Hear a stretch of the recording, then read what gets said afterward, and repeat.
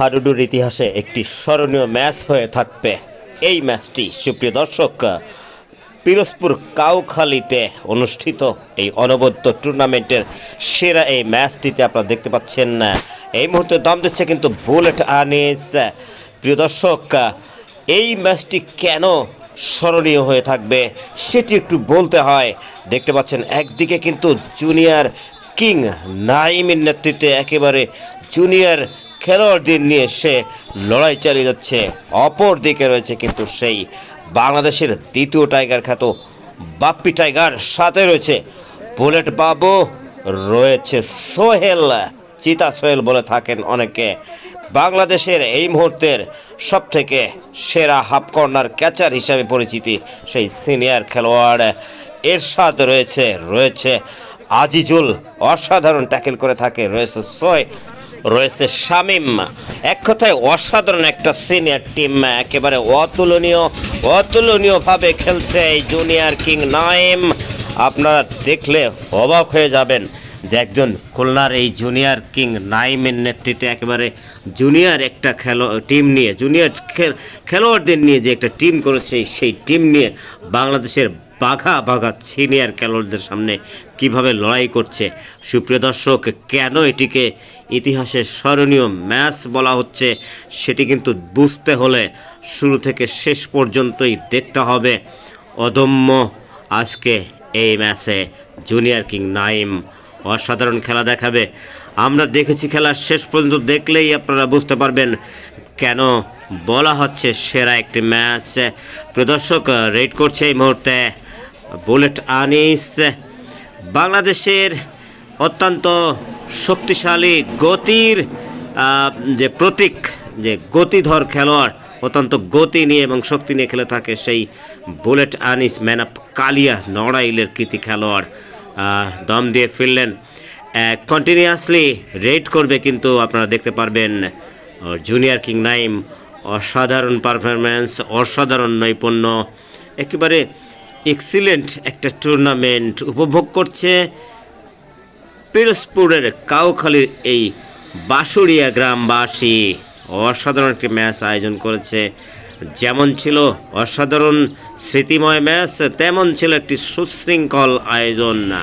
আমরা অভিভূত হয়েছিলাম কমিটির এই সুশৃঙ্খল আয়োজন দেখে। তারা এত সুশৃঙ্খল আয়োজন করতে পারে, তারা এই টুর্নামেন্টটা দিয়েই প্রমাণ করেছেন। সুপ্রিয় দর্শক, আর বেশি কথা নয়, যেটা বলছিলাম, ইতিহাসের স্মরণীয় এই ম্যাচটি আপনারা বুঝতে হলে শুরু থেকে শেষ পর্যন্ত দেখবেন, সেই প্রত্যাশা নিয়ে আপাতত আমি কথার মালা শেষ করছি। ধন্যবাদ সবাইকে। চমৎকার খেলা দেখাচ্ছেন আজকে দর্শকরা, কিন্তু তার প্রতি দারুণ খুশি।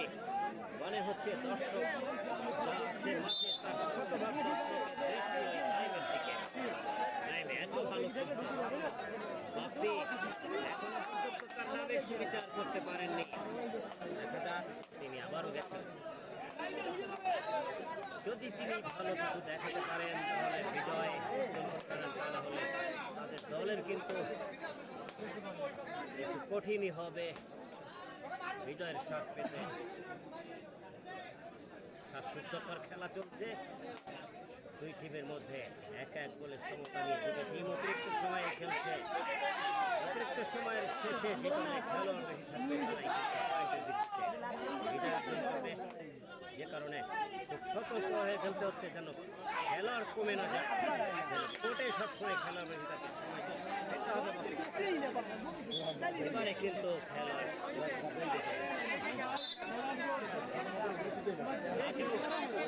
নাইমের পরিবর্তিত রেইনার হিসেবে এবার আসছে রাজু কিন্তু নাইমের মতোই দারুণ নৈপুণ্য দেখিয়ে থাকে। যদি একটি ভালো রেট উপহার দিতে পারে তাহলে তাদের জন্য অনেক বোনাস পয়েন্ট অর্জন হবে। সেটি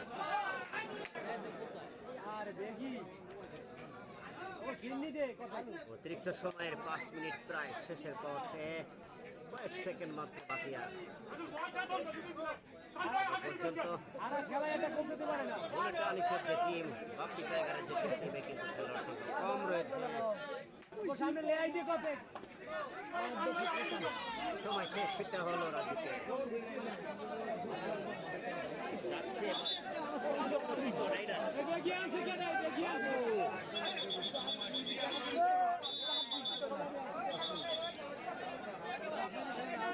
বিরতিতে কিন্তু 2 মিনিট সময় নেওয়া হচ্ছে।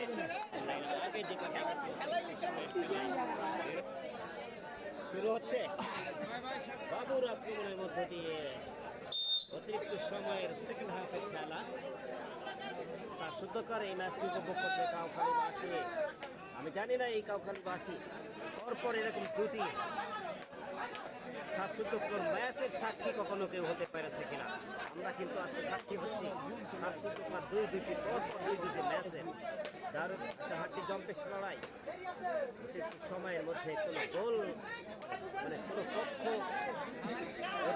বাড়তি গোল করতে না পারার কারণে সমতায় থাকার কারণে অতিরিক্ত সময়ে খেলাটি গড়িয়েছে, যেটা আগের ম্যাচেও আমরা দেখেছি। এরকম পরপর দুইটি ম্যাচ একই ধরনের রেজাল্ট নিয়ে খেলার পরিণতির দিকে আগায়, এরকম সাক্ষী কিন্তু আমি আগে কখনো হই এই প্রথম।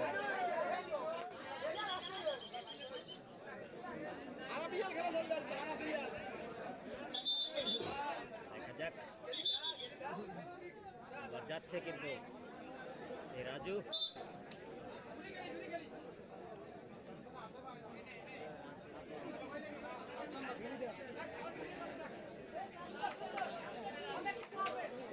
এই মুহূর্তে কিন্তু দুই দলে এই সময় খেলোয়াড় কোর্টের মধ্যে রয়েছে। এই সেকেন্ড হাফের খেলার মধ্যে যাদের খেলোয়াড় কমে যাবে,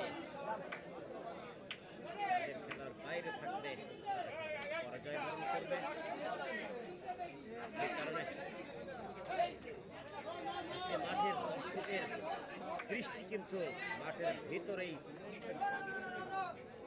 সার্বক্ষণিক হয়ে রয়েছে। তারা এদিক ওদিক কোথায় কি হচ্ছে সেদিকে তাকানোর প্রয়োজন নেই। যে কোনো মুহূর্তে খেলার ফলাফল ঘটে যেতে পারে। এখনো কিন্তু কেউ বলতে পারবে না, কেননা দুই দল পয়েন্টেও সমতায় রয়েছে। নাঙ্গল হিমায়তুদ্দিন, শেখারাট ইউনিয়ন এবং বাঁশুরি 7 স্টার, 3 জন টিম ক্যাপ্টেন মঞ্চের সাথে আসুন।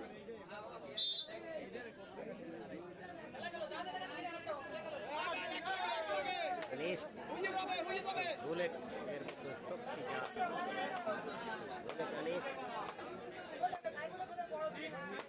যদি ট্যাকেল হয়ে যায় তাহলে কিন্তু তাদের জন্য ফলাফল খারাপ হতে পারে।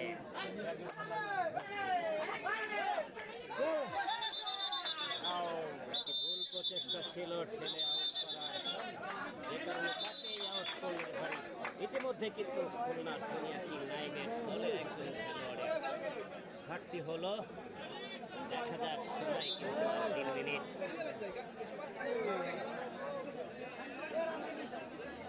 ভুল করলেই পর্যায়ে বরণ করতে হবে।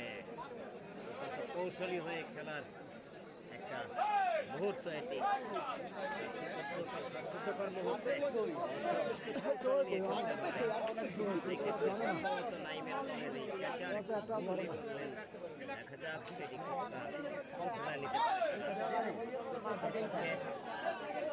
হাফি টিম তারা এই অবস্থাকে ধরে রাখতে পারে সেটিও দেখার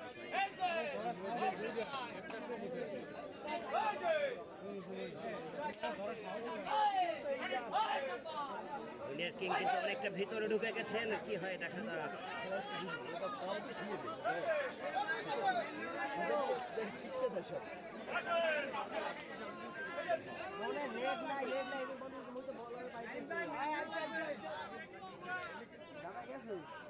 মাঠ কিন্তু নরম কাদাযুক্ত মাঠ, রেডারদের জন্য যথেষ্ট ঝুঁকি এই মাঠে।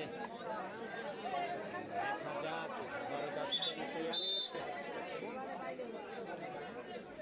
খেলা কিন্তু সময় শেষ প্রান্তে আর এই যদি ট্যাকেল হয়ে যায় তাহলে কিন্তু পরাজয়। এমন একটা মুহূর্ত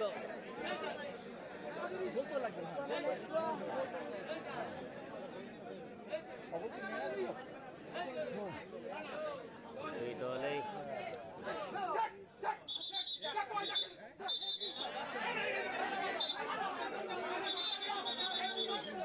আনিস কিন্তু দাবি করেছেন একজনকে আউট করেছেন, কিন্তু রেফারি সেটা না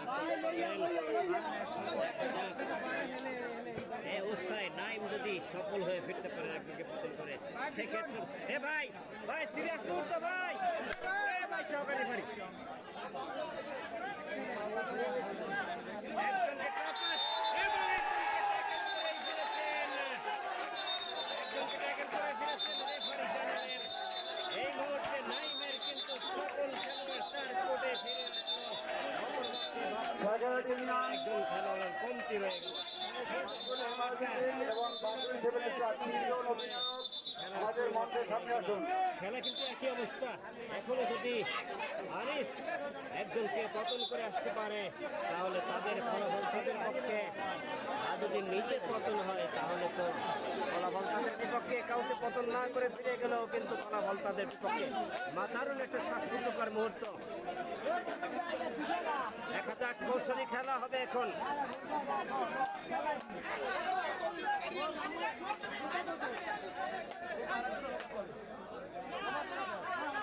কাউকে না কাউকে কাজ করতেই হবে কি হয় দেখা যাক রেফারি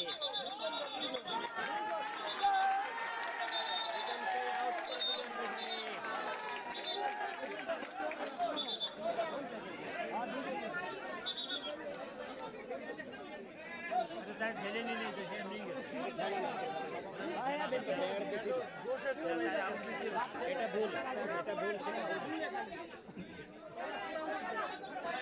ধরতে যাওয়ার দরকার নেই তো কারণ মারতে পারে না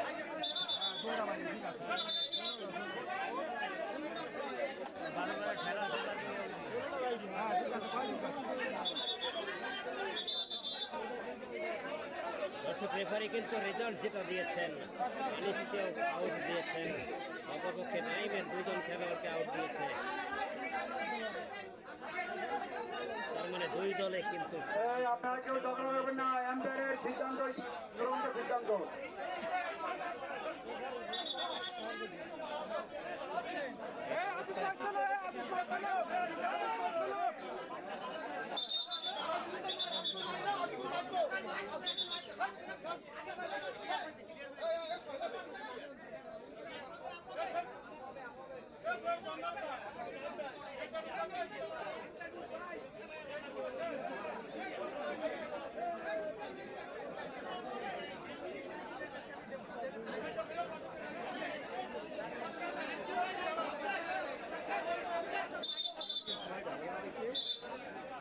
ভাই একটু বাম দিকে দুই দিকেই সমান সংখ্যক খেলোয়াড় বেশি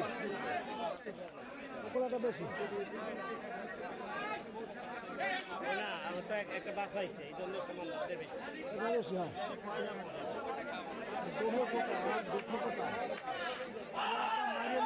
নাইমের দিকে